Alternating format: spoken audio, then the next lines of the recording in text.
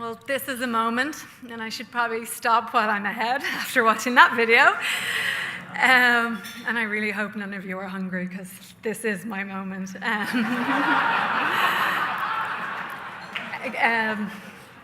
So where do I start? Obviously, this is, again, a bit like an Oscar moment, because I have a lot of thank yous to do. Thank you to Professor Brabazon, wherever he's gone, for that nice, kind introduction. Thank you to Sean Kelly, and thank you to the American Advisory Board of UCD. I'm absolutely flattered by this recognition, and indeed so grateful for it. Thank you to Tara Collins, who opened my eyes to the UCD Alumni Network. I don't know how she tracked me down, but she found me some years ago. And thanks to Orla O'Malley. Orla has been seamless in her coordination of everything for tonight. I'm delighted to be joined by some of my family, as well as some of my BCom class of 97. Larry and Stephen both there. My mum came especially from Dublin for the occasion, and I'm absolutely delighted to have her here. I'm pretty sure I let my mum down 21 years ago.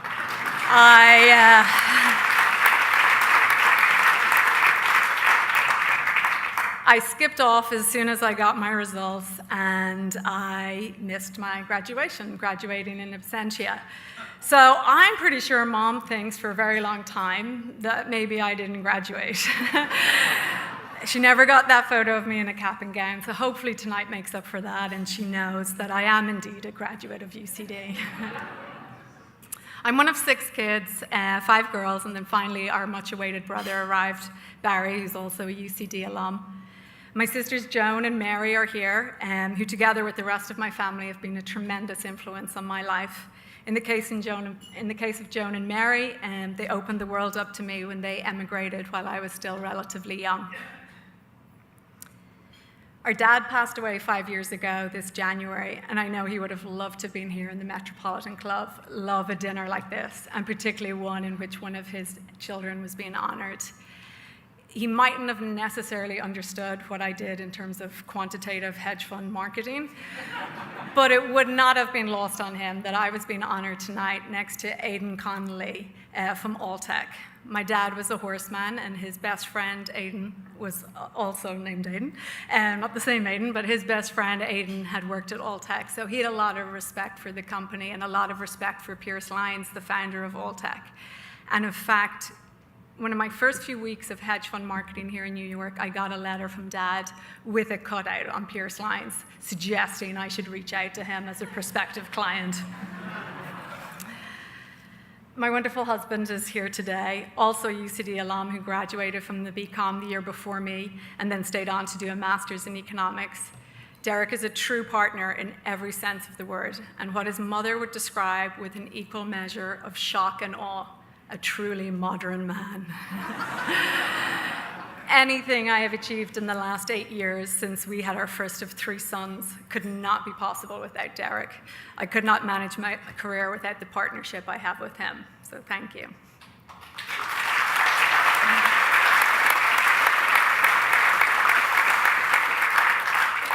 So this evening I want to add a little bit of color to that video you just saw where I paid that cast really, really well. I hope to give you a sense of some of the things that I've learned along the way, and my goodness, UCD equipped me with a lot of knowledge. But over the years, I've supplemented that by what I call wisdom, what others may call learning the hard way. Like many of us in the room this evening, I have very colorful memories of UCD.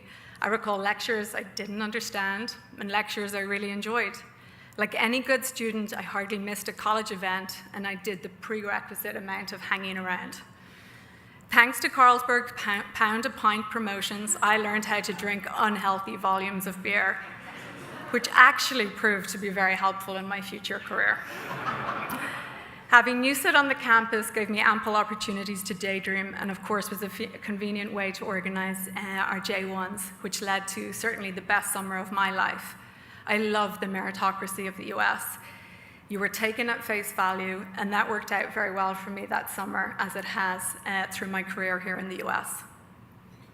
After UCD, as I mentioned, I traveled the world for a year, well before mobile phones, Facebook, selfies. I spent the working months in New Zealand, which culminated in obtaining my forklifting license.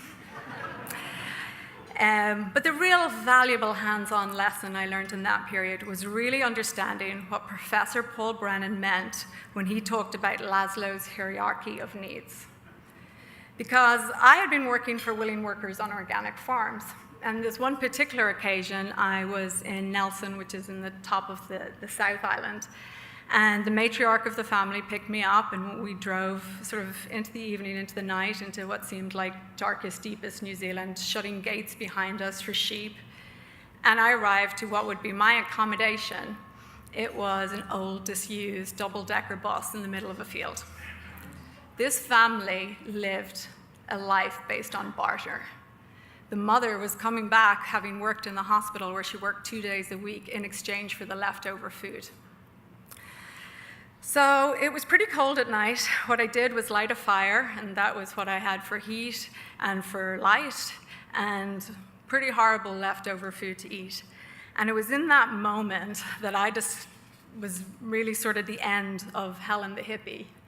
And I decided that I was going to work really hard for the things I want in life.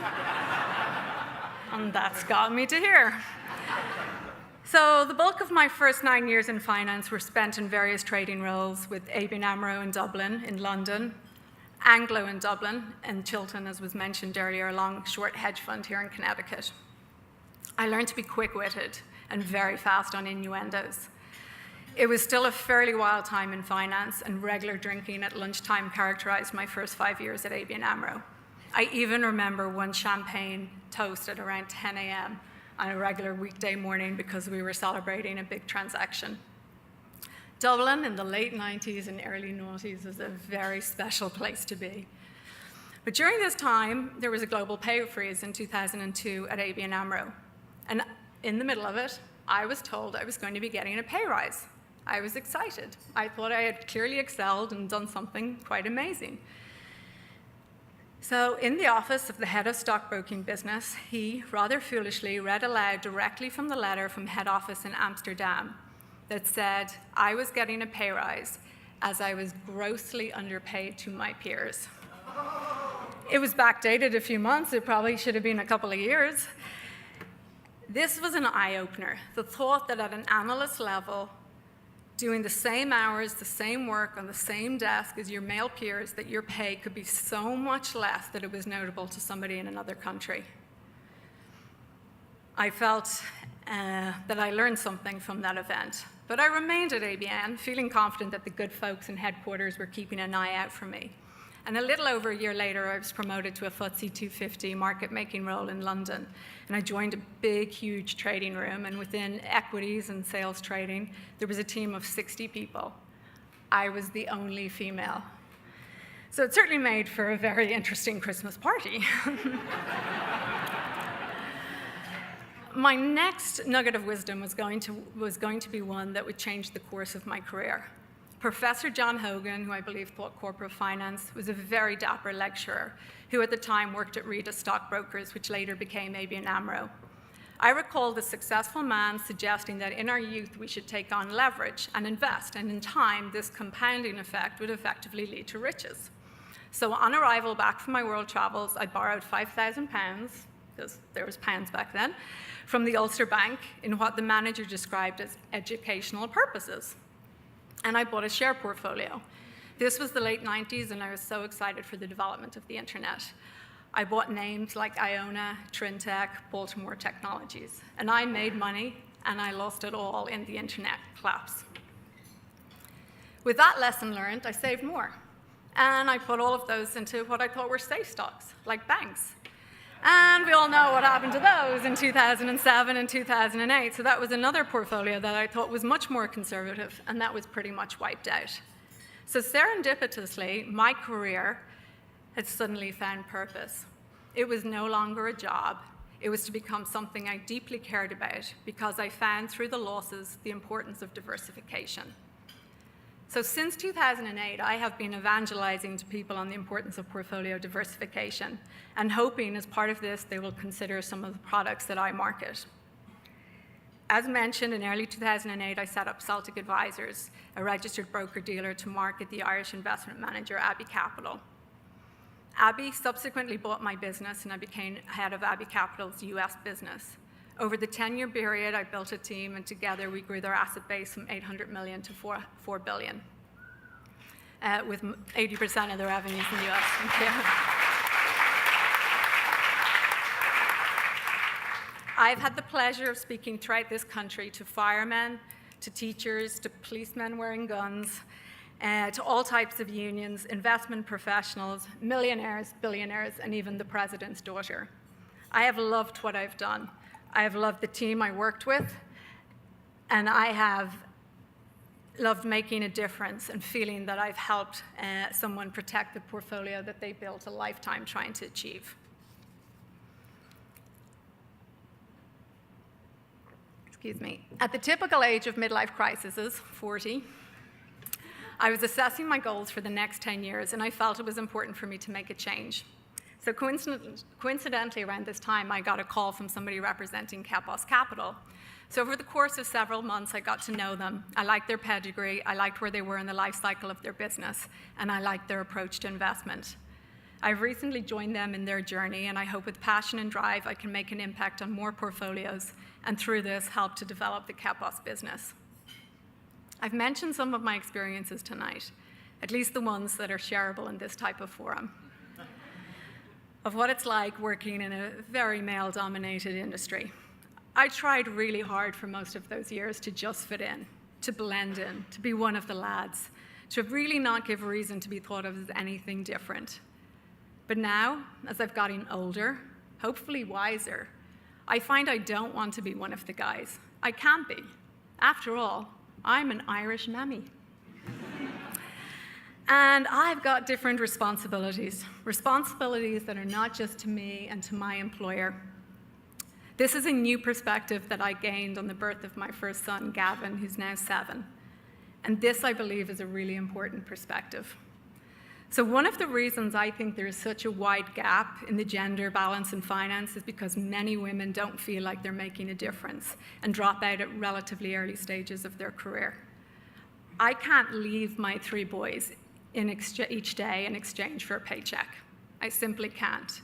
I can only leave my boys if I feel that I am in some way making a difference, a contribution to the betterment of others, the betterment of the firemen, the policemen, the betterment of people's pensions.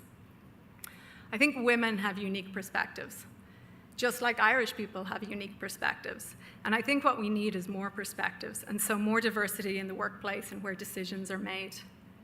With this, I believe business makes a greater impact to their customers, to their employees, and to their communities at large.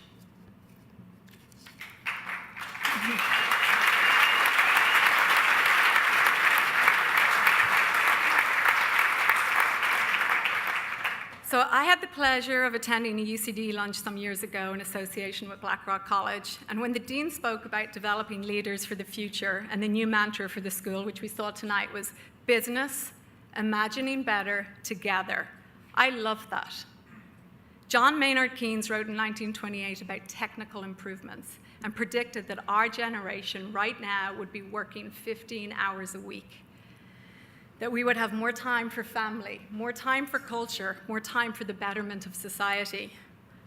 I often wonder if back then, if there had been more of a gender balance, what would have been the outcome today? We'll soon be faced with this opportunity again as the use of robotics and AI become more prevalent, and our society gets to set parameters for the future. And this time, we finally do have some women in leadership roles. So hopefully this, along with all the idealistic millennials and the upcoming Z generation, we can hopefully help to make our society more balanced and more fulfilling for everyone, whatever their stage in life. So I'm very thankful for this nomination tonight. I'm grateful to you for listening to me.